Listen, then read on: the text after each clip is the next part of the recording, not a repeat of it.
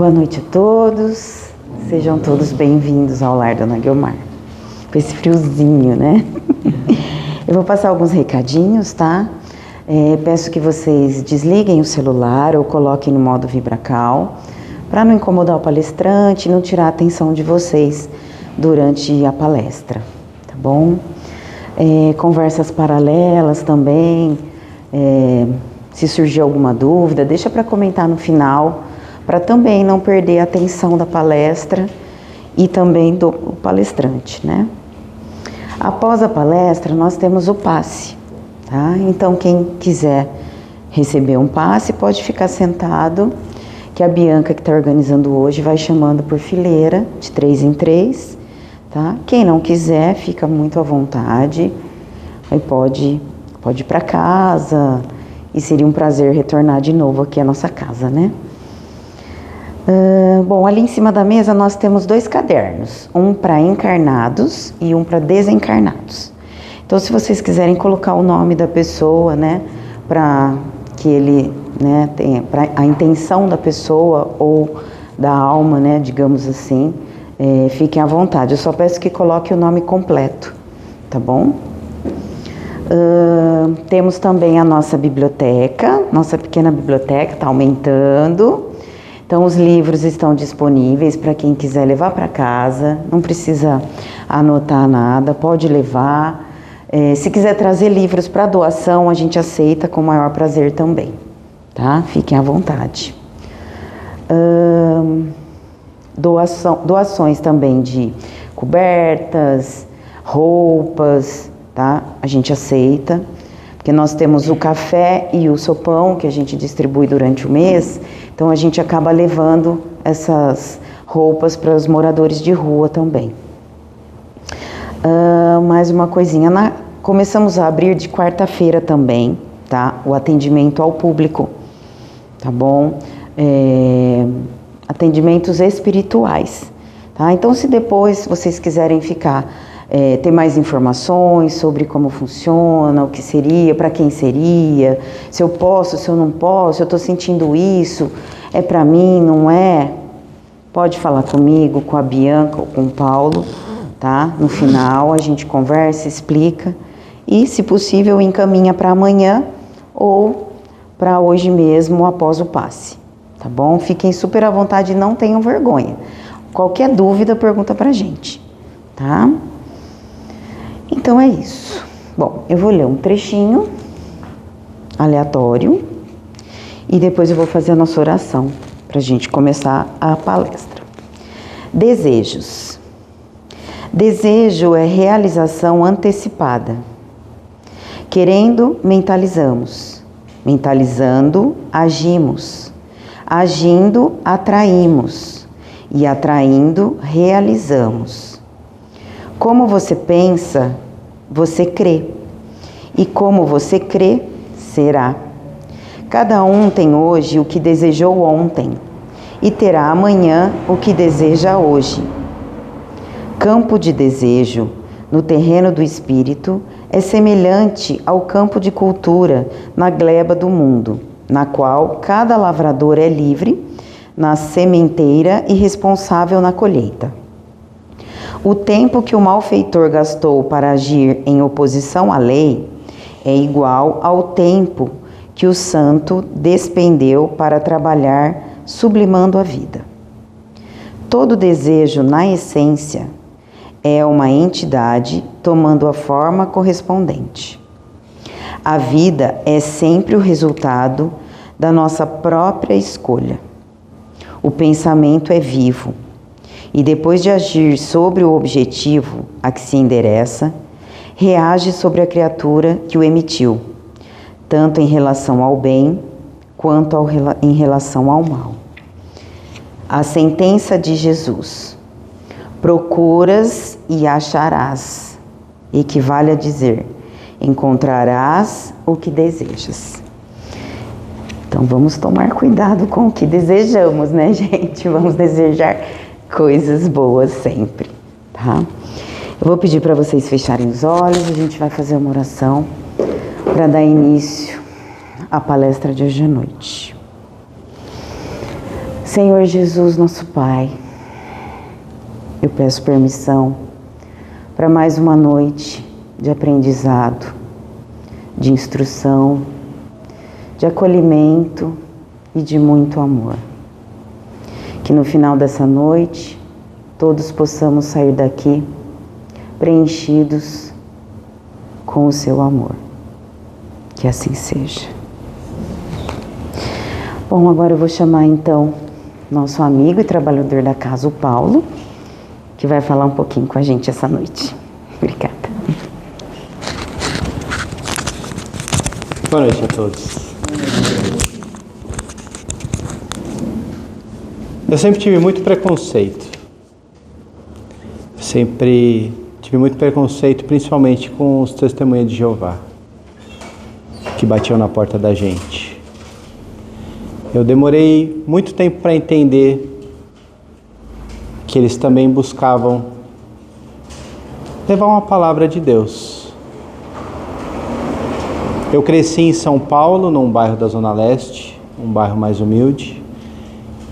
E normalmente, se o pessoal da rua visse a gente conversando com o Testemunho de Jeová, eles tiravam um sarro da gente. Então era comum a gente tirar sarro. E eu demorei para entender o quanto eu estava errado, o quanto não era interessante. Deus estava ali, através deles, vindo trazer a palavra. E eu só julgava achando que era gente chata batendo a mão na porta da minha casa domingo de manhã.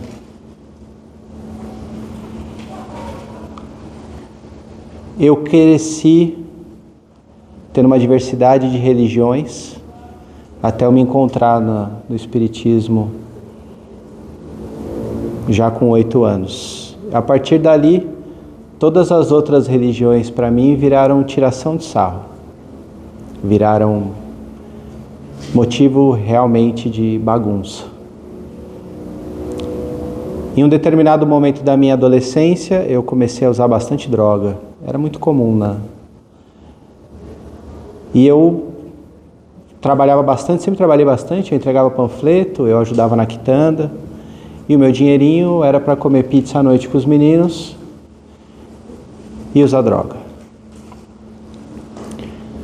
Chegou um momento, eu tinha 15 anos, e eu tentei buscar alguma coisa, eu já não ia muito atrás de muita coisa, e fui à igreja.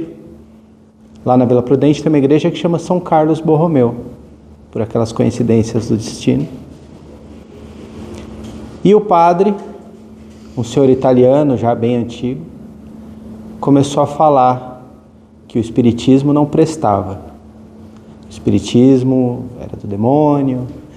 E eu, sentado na frente do padre, não consegui ignorar do alto da minha soberba, da minha arrogância, e eu comecei a brigar com o padre tradicional, comecei a ofender o padre e fui arrancado da igreja pelos meus amigos. E eu não consegui entender naquele momento que Deus estava ali. Eu só não tinha a maturidade para entender que Deus também estava ali, falando comigo. E do alto da minha arrogância, dos meus 15 anos, eu briguei com o padre. 5 anos depois, no encontro de jovens, na mesma igreja, eu trabalhava bastante, eu ganhava bastante dinheiro para a época, mas eu gastava tudo com o meu carro. E foi onde eu conheci a minha esposa, dentro da igreja. Sendo um espírita, brigando com todo mundo que não acreditava no espiritismo, porque era obrigatório. E foi ali que eu comecei a entender algumas coisas de que Deus estava ali. Eu só não estava conseguindo conversar com Ele. Ele falava comigo de várias maneiras. Foi bastante turbulento. Meu pai sempre foi um cara muito religioso. Apesar de ser muito bagunceiro, muito brincalhão, meu pai sempre teve uma fé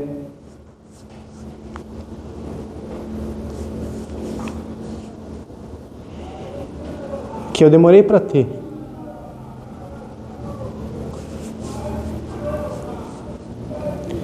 E o tempo foi passando e eu continuei achando que o Espiritismo era a única coisa que prestava. Eu já tinha lido Nosso Lar e o Evangelho. Eu tinha todo o conhecimento do mundo que eu precisava. Eu não precisava acreditar naquele Deus católico, nem no Testemunho de Jeová. Eu não conseguia enxergar Deus neles. Era tudo uma grande piada. E o tempo passou, muito tempo passou. Em 2016 eu mudei para São Carlos. Em 2022 meu pai faleceu. A gente já vinha frequentando centros espíritas. Eu já não tinha mais tanta rebeldia com padres e testemunhas de Jeová. E por um caminho ou outro a gente se deu num outro centro espírita e conheceu um pessoal que faz a sopa. Um pessoal de um outro centro espírita. E eles fazem sopa toda sexta-feira. Natal, Ano Novo, feriado, chuva, sol, qualquer dia. Que é sexta-feira, eles fazem a sopa para ajudar os moradores de rua. E eu já estava mais suscetível. Eu já conseguia entender que não precisava ser tudo do meu jeito. Eu já não brigaria mais com um padre, nem ofenderia mais um TJ. E foi fazendo a sopa, a rota da sopa por alguns meses, eu comecei a enxergar as pequenas manifestações de Deus e os pequenos presentes que Deus me dava. Foi um dia, uma noite, aliás, em que a gente entregava a sopa, e era uma noite fria como essa, e os moradores de rua chegando e pegando a sopa, um deles com uma sacola cheia de coisas, e o outro descalço. E o cara com a sacola cheia de coisa pegou um sapato e falou: ó, vê se te serve.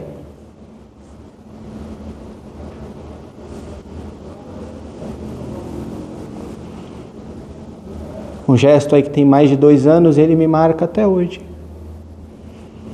A humildade e a simplicidade daquele moço, que tão pouco tinha, ajudando um que tinha menos.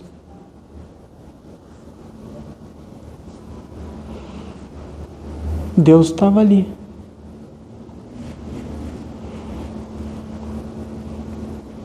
Quantas e quantas vezes eu já não me peguei na rua passando com a mão no bolso e aquela notinha e a pessoa me pedindo R$2 e eu tendo R$2 e eu falando: eu não tenho nada. E Deus estava ali.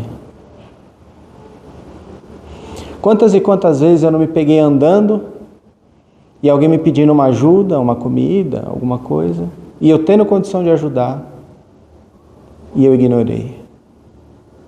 E Deus estava ali. Eu lembro uma vez ainda, no meio da minha adolescência, eu andando pela rua, e eu tinha R$1 no bolso, e eu pensando: pô, esse R$1 aqui vai dar para comprar um Kinder Ovo. E passou uma moça e falou: eu preciso de R$1 para eu embarcar no ônibus para ir para casa. Você tem esse R$1 para me arrumar? Eu falei: eu não tenho nada para te ajudar.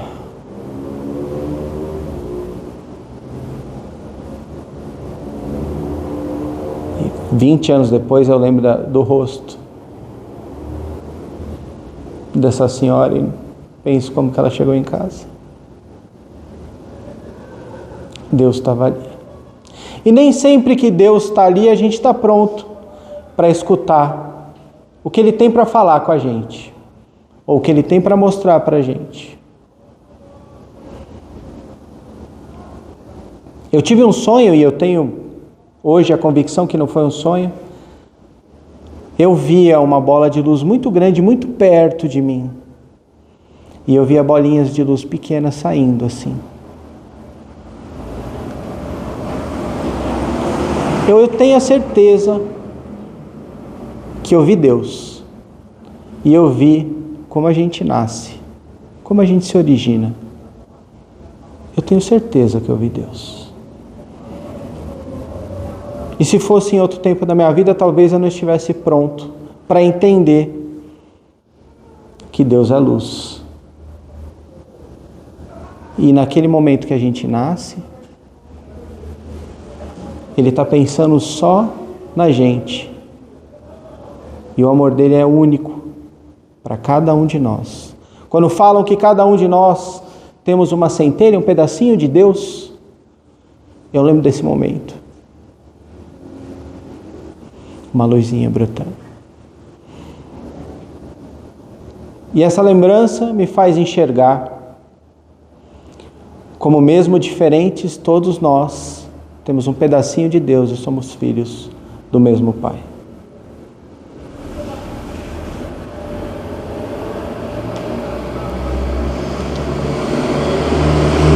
Foi frequentando a Igreja Católica num momento difícil, que eu buscava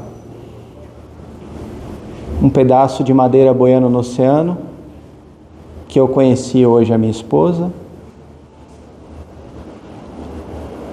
e que se não fosse ela, tenho certeza,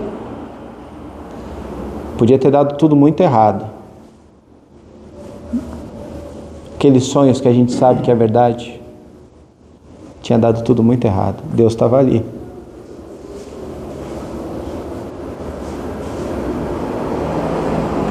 Me salvando mais uma vez. Eu lembro também de outros episódios. A gente morava num apartamento em São Paulo,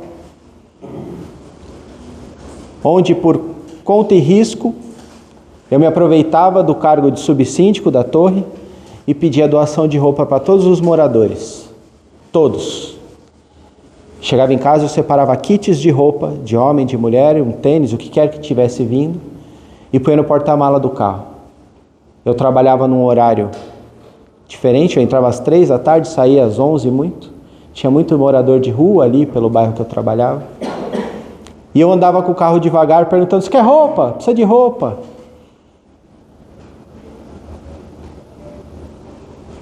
E Deus estava ali. Eu ainda não tinha percebido o quão bonita era a caridade e o amor que Ele devolve para a gente quando a gente ama um outro filho. Deus nunca cobra nada da gente, nunca. Deus nunca fala: você tem que me amar. Mas Deus cobra que a gente ame o nosso próximo. E não é sempre próximo. É a pessoa que está com a gente. É o Genésio toda vez. A única coisa que Deus espera que a gente faça, e mesmo assim Ele não cobra da gente, é que a gente ame o próximo. E que a gente consiga demonstrar o mínimo de amor, o mínimo de caridade ao próximo. Por muitas e muitas vezes, eu fiz a caridade pelo interesse da minha salvação. Eu escutava num centro que eu frequentava em São Paulo, que o palestrante falava: se não vai fazer por amor, faça por interesse e ajude o próximo. Hoje, entendendo um pouco mais, a gente sabe que a intenção vale muito mais do que o ato. E será que contou mesmo toda a ação que eu fiz de caridade só com o interesse de salvar o meu? Acho que não.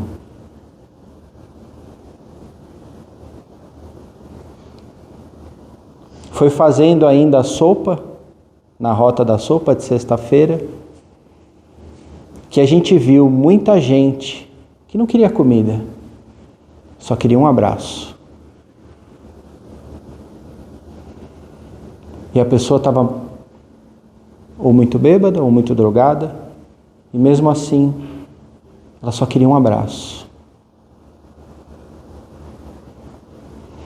E parando para pensar, naquele momento em que eu poderia ser o privilegiado, quem estava recebendo o amor de Deus naquele momento era eu. Deus estava ali, num momento em que eu só podia agradecer por estar com uma roupa, por ter uma caminha quentinha e um banho quente esperando eu chegar em casa e ter uma casa. O primeiro choque que eu tive quando eu comecei a fazer esse trabalho era falar para minha esposa: a gente não precisa de tudo isso.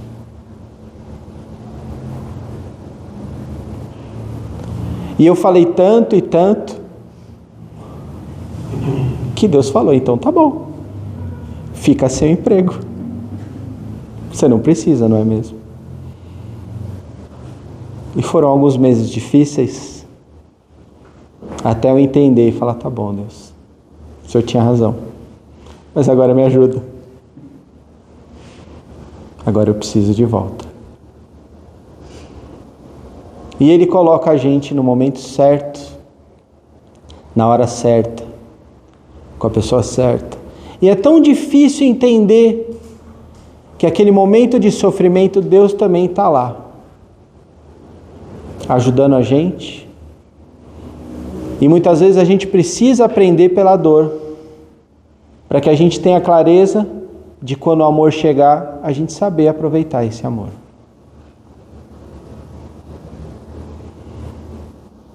Depois que a gente começou a trabalhar aqui, pouco mais de 3 meses atrás, a gente começou a trabalhar fazendo café da manhã solidário. Próxima vez a gente vai anunciar quando vai ter, todos vocês estão convidados no domingo de manhã a estar aqui com a gente, preparando um café, passando manteiga no pão e esperando o pessoal passar aqui. E quando ninguém passar, a gente abastecer o carro e buscar um pouquinho de Deus que está em cada um daquelas pessoas que estão na rua precisando de um conforto. Porque comida eles recebem, a gente sabe que eles recebem. Mas eles às vezes não têm com quem falar. Eles não têm um abraço para dar.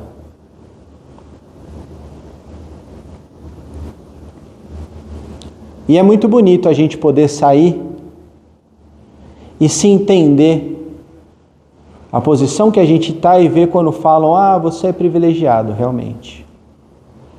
Mas não é porque a gente tem bens. É porque a gente tem um amor dentro de casa, com pessoas que gostam e se importam com a gente. E nem isso eles têm.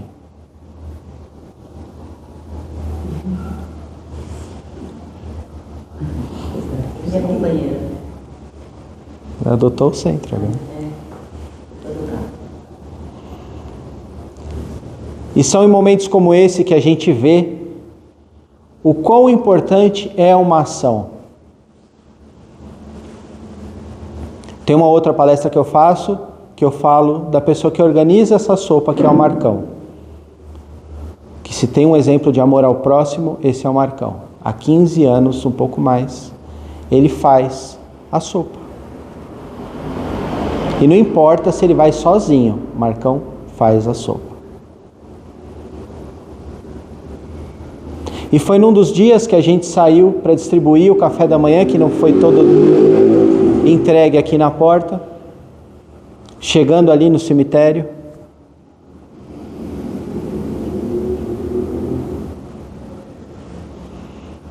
duas mulheres e uma criança.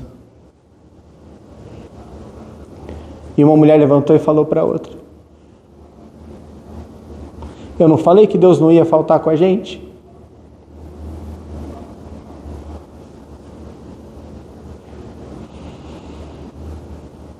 Foi escutado por quem precisava ser escutado naquele momento, mas foi uma expressão sincera de quem não deixou de acreditar em Deus e mesmo assim estava ali esperando, porque sabia. E a gente, grato por ser mais um instrumento, por levar o amor de Deus a um irmão. Vocês podem reparar que eu tenho onde apoiar aqui, é por isso que está assim, tá bom? Quebrar o clima.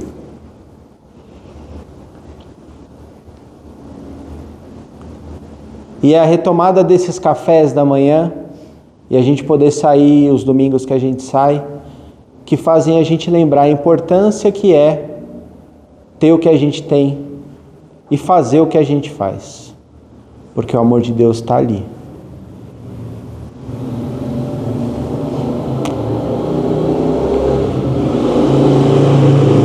São em trabalhos que a gente faz com pessoas que a gente não consegue enxergar, que a gente precisa amar sem ver que Deus está ali, ensinando a gente.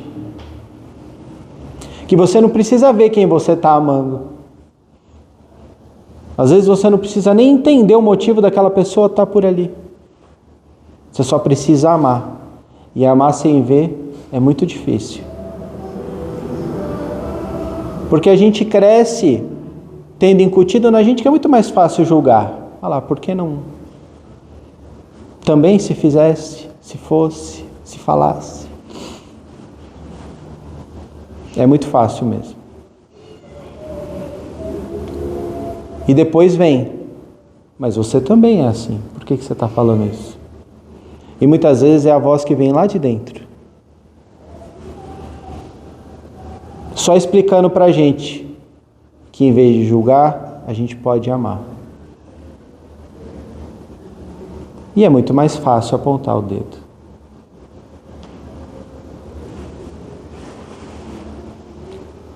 Um fato muito importante, a gente uma vez por mês tem feito uma sopa. Fica também o convite para quem quiser sair para distribuir com a gente a sopa. A gente avisa a data antes. Não precisa nem ficar na preparação, que é o mais legal. Pode só vir para ajudar a distribuir. Sobra mais para a gente comer antes de sair.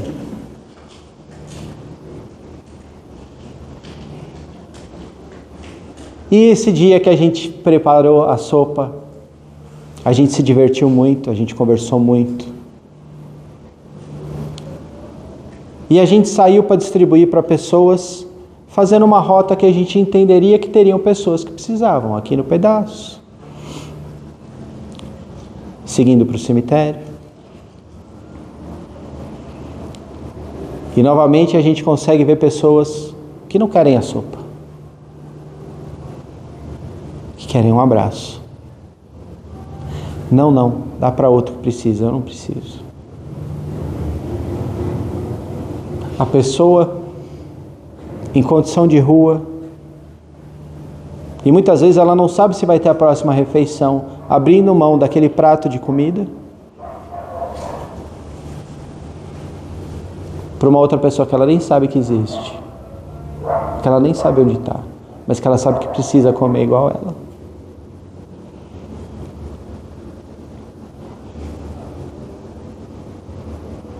Distribuímos a sopa, passamos algumas horas distribuindo a sopa, numa ação em que a gente entendeu que era uma ação espírita, de um centro espírita. Terminou a sopa, a gente tem o hábito de sair para comer um lanchinho, confraternizar, dar mais risada. Mas nesse dia cada um precisou ir para um lado. E um casal amigo nosso estava trabalhando no evento dentro de uma igreja. Eu pensei, bom, evento de igreja tem comida. Vamos para lá. Não sei por que a risada. Não sei. Não entendi. E entramos lá, lotado. E eu tenho uma preferência musical, que é o rock and roll, que não combina muito com uma dupla sertaneja que estava no palco tocando. Mas eu fui só para comer, vamos deixar para lá, não é? E umas músicas muito boas, que eu não vou nem postar esse vídeo depois, eu não posso me contradizer, eu sou do rock, não é verdade? E eu sou espírita, eu não podia estar numa igreja católica. E um ambiente maravilhoso, já estava um friozinho, uma energia muito gostosa de ser sentida. Eu comi bastante. E de repente, o casal de amigos falou pra gente, vamos lá na frente do palco. E eu estava todo de preto. O boné preto, camiseta preta, blusa preta, cueca preta, bermuda preta, tênis preto, meia preto. E todo mundo de roupa sertaneja, cinturão. Até que sobe o padre no palco. A gente está no evento dentro da igreja, sobe o padre no palco. O padre todo sertanejo, com a fivelona desse tamanho, com uma Nossa Senhora maior que o fivela. E um monte de música sertaneja de quando eu era criança, que eu via Sabadão Sertanejo com a minha avó. O senhor lembra Sabadão Sertanejo da SBT? Programa novinho. Sabadão Sertanejo. E começou a passar um filme na minha cabeça.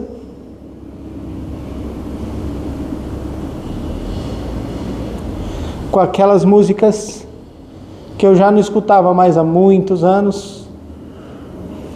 Dentro de uma igreja, com um padre cantando.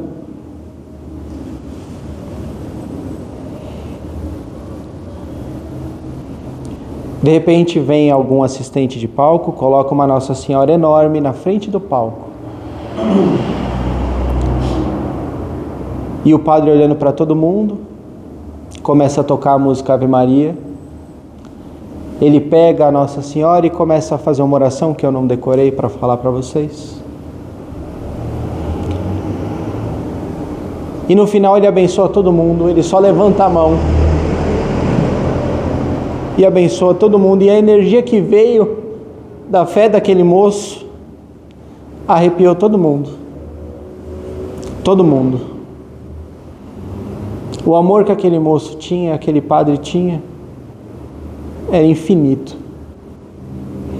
Deus estava ali o dia inteiro e eu nem precisei procurar. Estava na confraternização da gente fazendo a sopa, estava na entrega e no auxílio de quem precisava, e às vezes quem foi resgatado foi a gente mesmo. Estava numa música sertaneja dentro da igreja.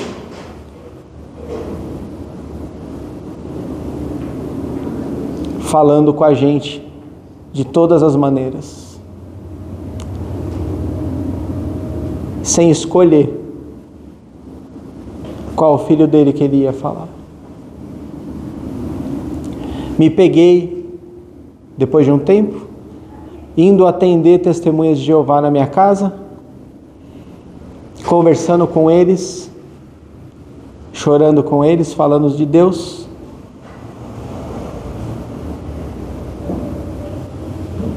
Todo de preto, eles todos testemunhas de Jeová, vocês sabem.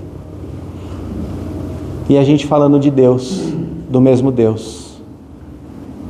Trocando energias de amor, sem julgar.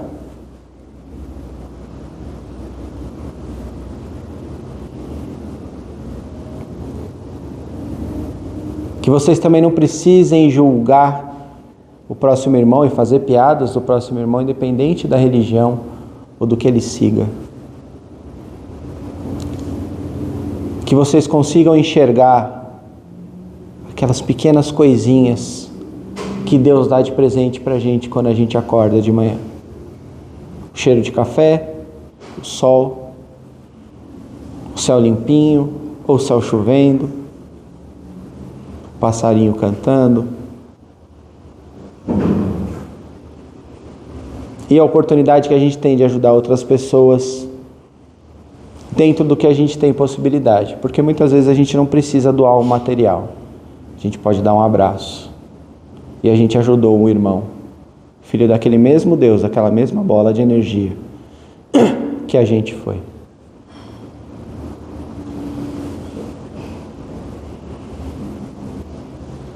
Vamos fechar nossos olhos.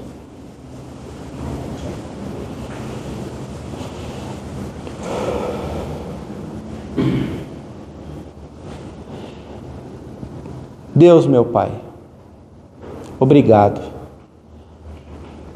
Obrigado por toda a experiência e por toda a vivência, pelos altos e baixos, pelas lições que eu aprendi sem ter prestado atenção nas suas palavras. De quando fui instrumento seu de auxílio aos nossos irmãos. Que eu possa ainda trabalhar bastante, ajudando sempre, seja como o Senhor quiser. Que a espiritualidade sempre nos guie e que nós estejamos prontos para ouvir o que fazer, o que não fazer e entender que tudo é da sua vontade. Muito obrigado, Deus, que assim seja.